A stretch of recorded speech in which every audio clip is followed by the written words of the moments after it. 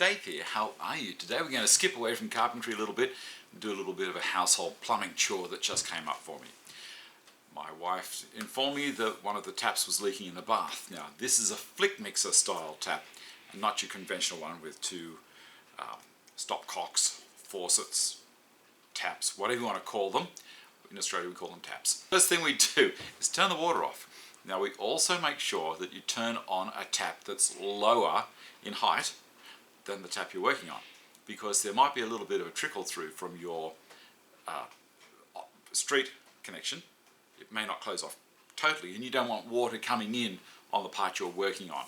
So you turn a tap on lower in height. So I turn on an outside tap downstairs and away we go. The other thing to do is put the plug in the waste, because if you drop any screws or bolts or anything like that, they're gone forever. You'll never get them back. Unless you can get under a cupboard and you can get to the S-trap, well that'll be okay. But if it's a bath and it's been built in like this thing has, I'm not getting it out unless I destroy the wall, the skirt around the bath and have it all retiled, and I don't want to do that. Now this isn't a situation where you just undo the tap and replace the washer. You undo the tap and you replace a little cartridge. It's very easy to do.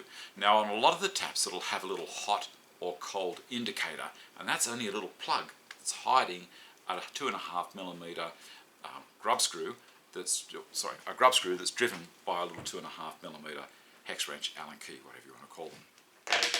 So we remove that little plate. There's not going to be a little plate there all the time. We won't have that little cover all the time. There'll be other things. So on this particular one, I just turn the tap up at an angle. We undo that little handle and we'll see a little lever. Now this is the one that I have just replaced. Now this is all that's in behind all of that fancy chrome or whatever that's hanging out there. This is a little lever that goes up and down. That's the tap. It turns off, on, and it's a variable. And so when you're turning it hot and cold, you can turn it sideways like this, and all it's doing is favouring one of these two inlets at the back here.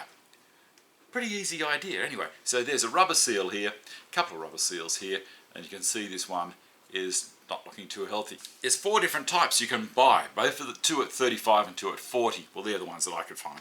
One is a short and one is an extended. So this is a tall or extended. The short ones don't have this part there, just this area here. If you're not sure, your hardware store might let you buy the 4 of them.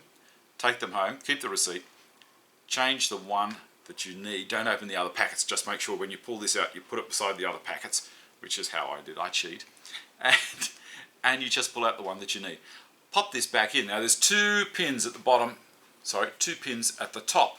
They're locating points to make sure that those 2 water pickup points that have got the right O-rings on them sit perfectly over the inlets that are in the tap body. Pop that in, slowly screw the cover back on, and that will push this back in as well. Don't let this rotate. You can see as I'm putting it in, I've got it to a certain point, the pins lock in, and then you can go for it and tighten it right up.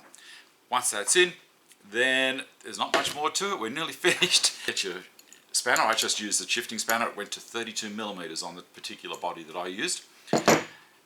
Nip it up just at the end. Don't go crazy. You might end up destroying the thing. They've got a rubber seal on them. Just tighten them a little bit. Don't get in there and give it to it. We're not doing that. Then you put the handle back on, the tap handle back on, and you get in underneath. Tighten the little grub screw up that locks onto this guy here. That's the little handle that the handle goes onto. This is the tap controller in the tap body.